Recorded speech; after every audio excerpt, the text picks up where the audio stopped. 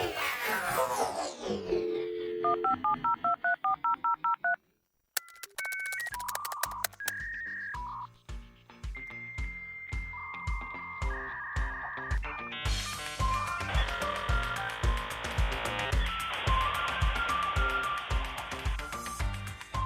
it's that time, Les. It's another edition of Les Kevin, More Tech from UTECit.com. Absolutely.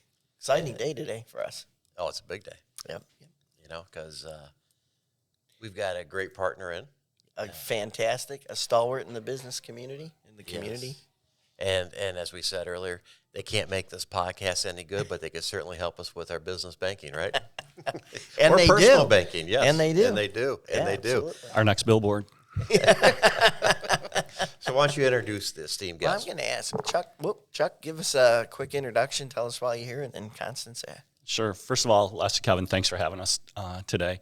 I'm Chuck Cracraft. I'm the Vice President Mortgage Sales Manager at the Bank of Ann Arbor. Fantastic. Hi, my name is Constance Pearson-Ramirez. I'm the Community Engagement Officer at Bank of Ann Arbor. Thank you for having us. We appreciate it.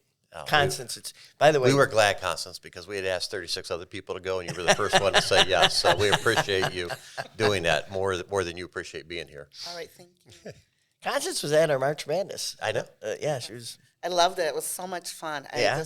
That's a great time, meeting different people, having fun, having Yeah. free beverages, and just enjoying. Yep, that was good. You being the key word, right? Yes. Yes. So yes. you'll be back again I'll be March back again, 20th, March 2025, right? Yes, I will be here. You'll be here. I'm Perfect. going to bring Chuck this time. I was going to say. I'm anxiously awaiting the invitation already. So You're just got it. invited. after the tour I saw today, and I'll bring my own putter too. Well, bring your driver for the golf simulator. That's right. That's true, yeah. I did good. I hit one. I think Yeah. I went in. Yeah, but they were betting $100 a hole. This is banking, right? Yeah. You know, we're trying to do bazooka bubblegum wrappers and comics, and they come in there, they're $100 a shot, and cleaned them. Well, that's why we got these mortgage rates at Yeah. 22% from Bank of Ann Arbor, and people are lining up to get, right? And she wouldn't let me press my bet, so I she know. wanted to stop there. So I did. So, all kidding aside, so you guys, welcome. We appreciate you having here to talk about an exciting program.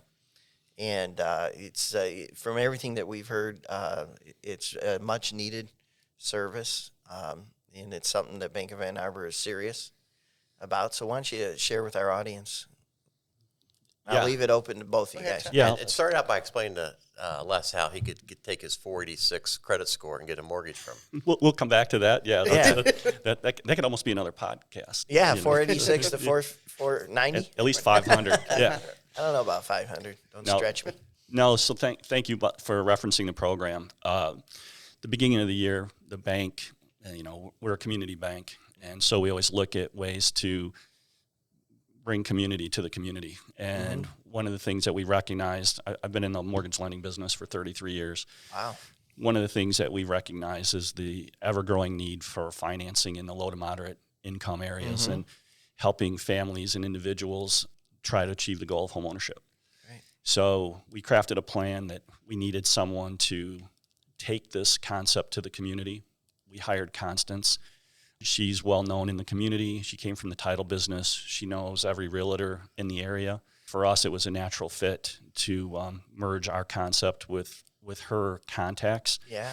And she's gotten us off and running on this program, getting us in front of people and opening doors that we might not have otherwise had the opportunity to be in front of. And we couldn't be happier to have her here at the bank. Just looking forward, we've made a lot of inroads. We're in the communities that we serve. We're in the city of Detroit, some outlying communities outside of Detroit, and just bringing a message. As Constance has heard me say 100 times now, we're casting a broad net Yeah. to try and reach as many people as we can. We've got some headwinds that are out of our control in terms of inventory and the mortgage interest rate environment, but we're plowing forward. We have a significant pipeline of individuals that we're helping right now, and looking forward to growing that business in 2025. Hey, Constance, I'd be remiss if I didn't say this because Megan Marizic said there's only one realtor. No, you don't have to know all of them. I know, you got to know the best Megan. one. I love Megan. You gotta- She's wonderful. That's all you got to know. She all right? is. You cannot forget her. She's unforgettable. She is a superstar. Absolutely. So that sounds like you got a lot of work ahead of you. I do. It's been really fun and challenging for me. As Chuck would tell you, I'm a high achiever, and so I expect a lot. And I'm like, God, Chuck, we're just here. But really, by going out into community, meeting a lot of different people, going to nonprofits. We were at the Ypsilanti Police Department about a week ago, educating them because we have a program for them also. Excellent. So just really going to a lot of people, networking events, nonprofits, just telling them what can we do for your employers, your employees, excuse me. Yeah, wow. So do you find it, what's the big word I'm looking for, but Is it frustrating? Is it depressing for these first-time home buyers to go try to get a mortgage with the cost of the homes and the I think lack they're of scared. inventory? Yeah, they're kind of scared at first because they've been turned down before. But with the program that we have, like a $8,000 grant that we give to cover your closing costs, so that really helps. And by having a 620 credit score, that also helps.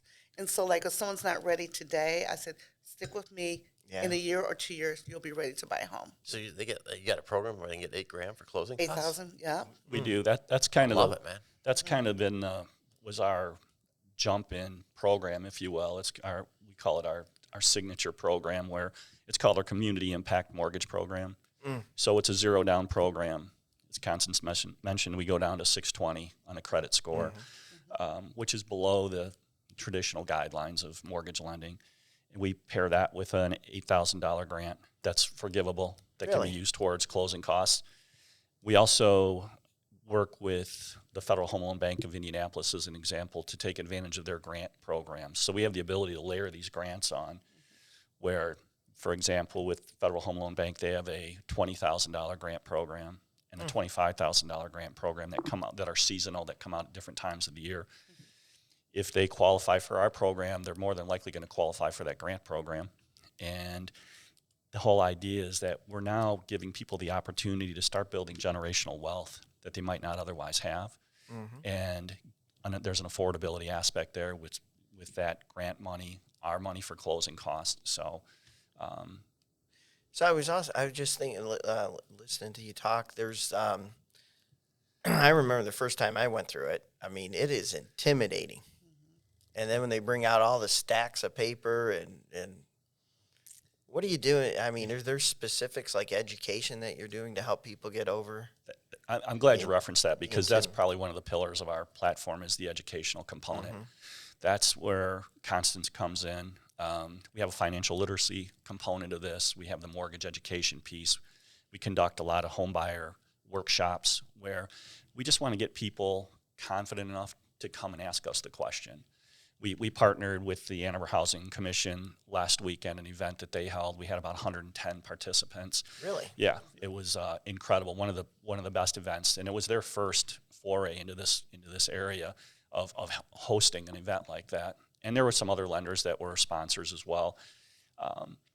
We're not trying to come in and dominate the market. We recognize our competition. All of us do things a little differently.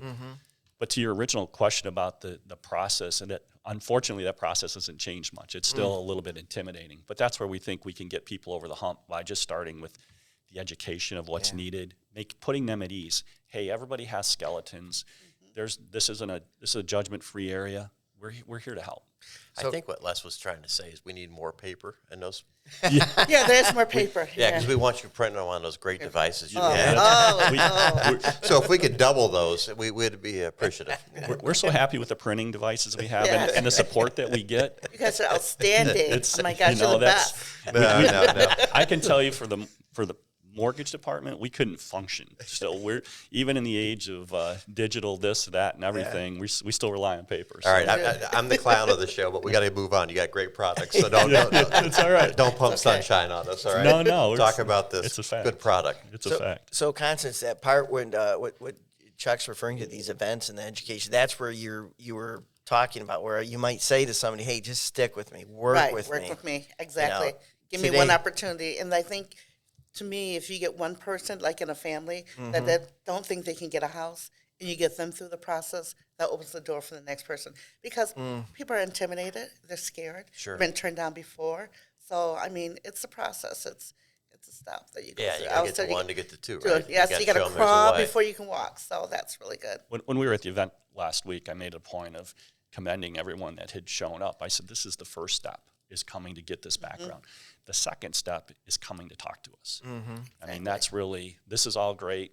You know, they had a wonderful lunch on Ann Arbor Housing, but if they're sincere in wanting to take the next step, it's having this conversation, because I think the fact that we're willing to take this journey with people, that's our differentiator. Gotcha. You know, as I mentioned earlier, we all have the same lending programs. I mean, in some form or fashion, but the hand-holding piece of it, I think, is unique to us, and the sincerity in wanting to get people down that road.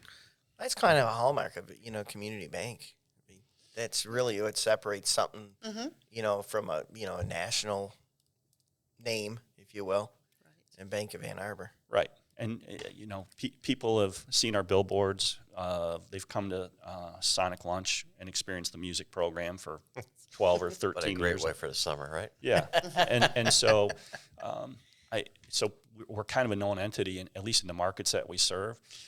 People don't know us in Detroit, so we've had to work a little bit harder but we've partnered with some great institutions down there that are helping us and who have the same interest and the same drive and the same motivations to help people. Fantastic. And so we're getting traction. Takes a village. It does truly take a village. does, especially in this area. And we're getting traction. It's not going to happen overnight. Constance, she is a high achiever. She's in my office every morning. First thing, Chuck, it's not happening fast enough. I want it now. We need more deals. I want it yesterday. Yeah. The great thing is that we don't have to wind Constance up in the morning. She comes in ready to go. Ready to go. And she brings great energy, and she's so well known in the community that it's like I said, it's a natural fit for her to be out there representing the Bank of Ann Arbor, and awesome. she's done an amazing job. And you're not paying him to say this stuff, right?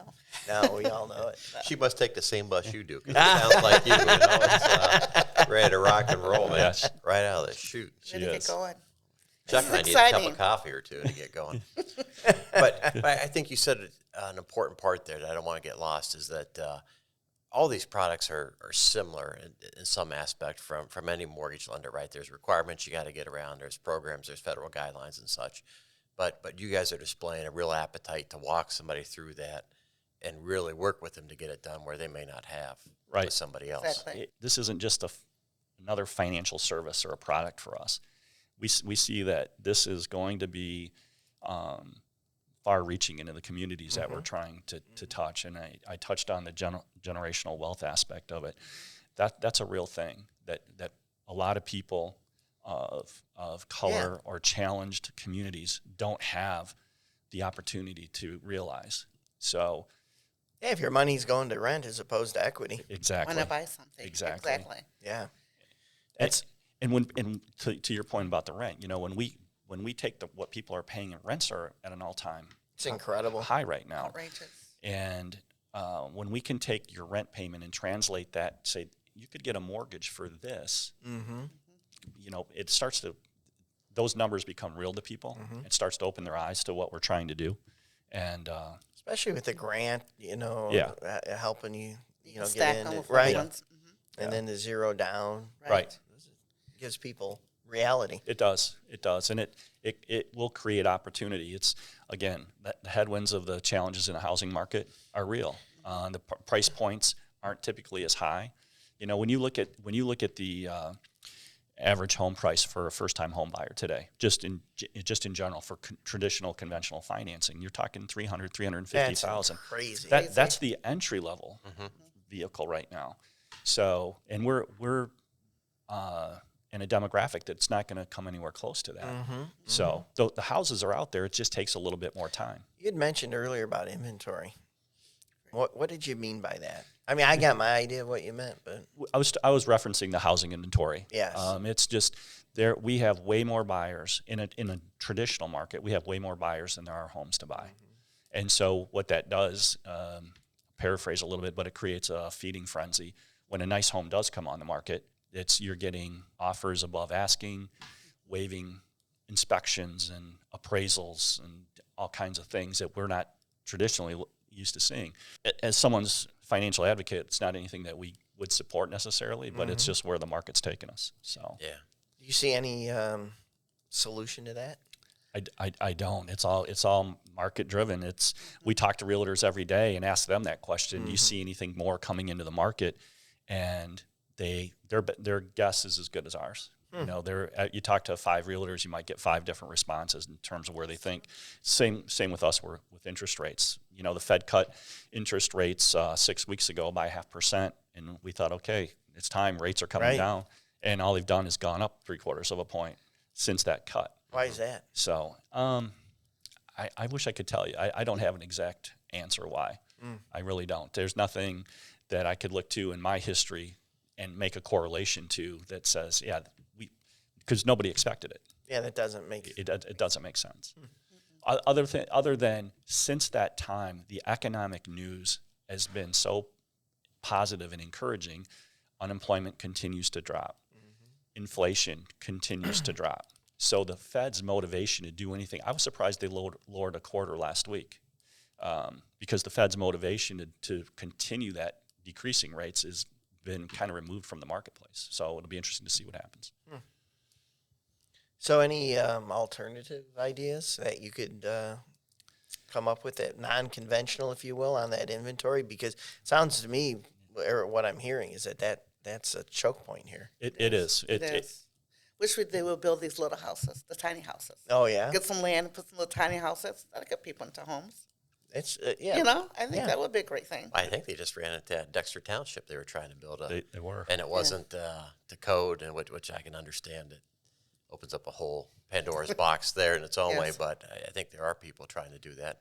They just got to do it the right way, I think. There is. I'll reference a community that we're working with right now called Dorsey Estates in Ypsilanti. They have got some subsidized housing that they're doing, and they had so much interest in their project that they had a lottery for people to take advantage. I think of the first, how many homes did they? 46. It's going to be 46 altogether that they're doing. And how many did they release through the lottery? I think they did 10, I think. Yeah, so, but I'm not sure. that was they felt that was the fairest way to get these people first opportunity at the homes at their new builds. Wow. So Ypsilanti, right by the historic district. So you would work with them on the financing? That's correct. Yeah, that's Exactly. correct. Are there programs after the financing part? So once they close, is there something to take them through months 18 to 36 or 60 to show them how to stay on track and keep that? We don't have a program per se, but what we hope to have happened and occurred is that we have developed a partnership with them to let them know that this isn't a transactional transaction. Okay. So ongoing education, Correct. coupled with a Bank of Ann Arbor savings book. You know, one of those little blue thing, right? Yeah. That's We have right. a savings. That's Yeah. right. Yeah.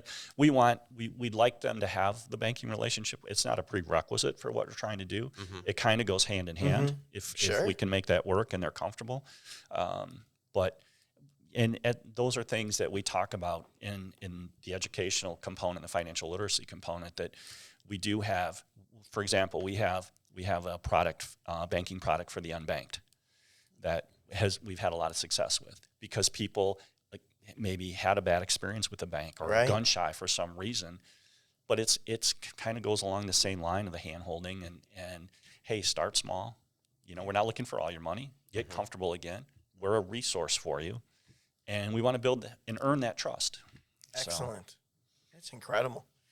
So you feel a lot of personal fulfillment with this mission? Absolutely. It's very rewarding, because it's seeing someone that's really scared and they build a trust and that you're helping them. So it's definitely rewarding.